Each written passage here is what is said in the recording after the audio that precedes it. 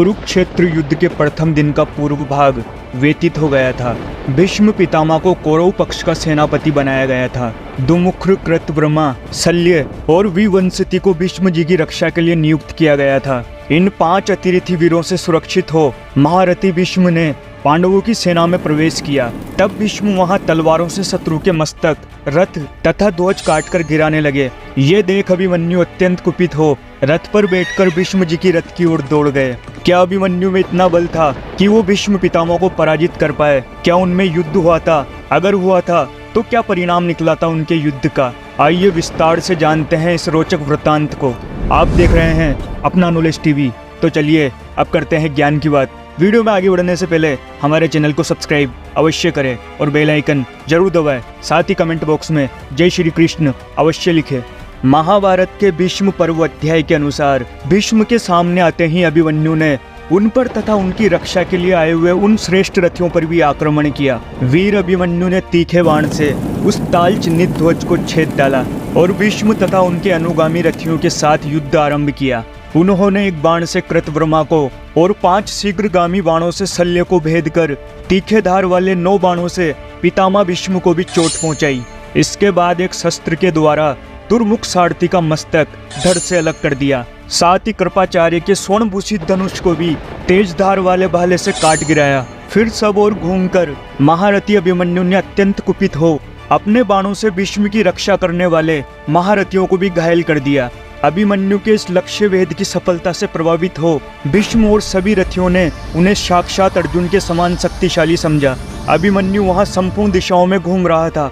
अर्जुन की भांति ही अभिमन्यु को पाकर भीष्म ने महावेगवान बाणों द्वारा तुरंत ही अभिमन्यु पर हमला कर डाला। साथ ही उस महातेजस्वी वीर अभिमन्यु के ध्वज को भी 3 बाणों से काट गिराया। इतना ही नहीं, भीष्म ने 3 बाणों से अभिमन्यु के सारथी को भी मार डाला, परंतु अभिमन्यु ने भीष्म के धनुष से छूटे हुए समस्त बाणों को काट डाला।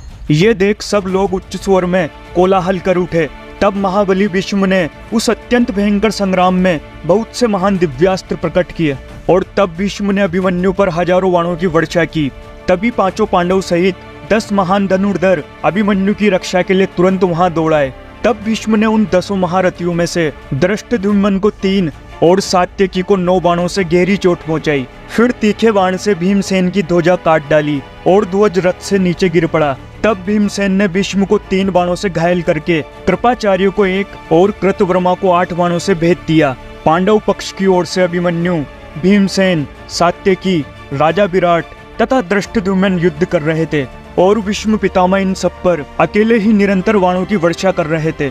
पांडव पक्ष के वे सभी महारथी मिलकर भी भीष्म पितामह को काबू नहीं कर पा रहे थे। इतने में ही महान धनुर्धर श्वेत अपने भाई उत्तर की मृत्यु का प्रतिशोध लेने की मनसा से वहां आ पहुंचा। वहां उसके पराक्रम को देखकर कौरव पक्ष के समस्त महारथी सेना सहित भयभीत हो गए। तब उस श्वेत का युद्ध भीष्म पितामह से हुआ था। अभिमन्यु और भीष्म पितामह के इस युद्ध का परिणाम ये निकला था कि अभिमन्यु सहित अन्य बड़े बड़े पांडव महारथी मिलकर भी भीष्म पितामह को पराजित नहीं कर पाए थे, बल्कि अभिमन्यु की रक्षा के लिए उन सभी को आना पड़ा और सामूहिक आक्रमण कर भीष्म पितामह को मारने का प्रयास किया।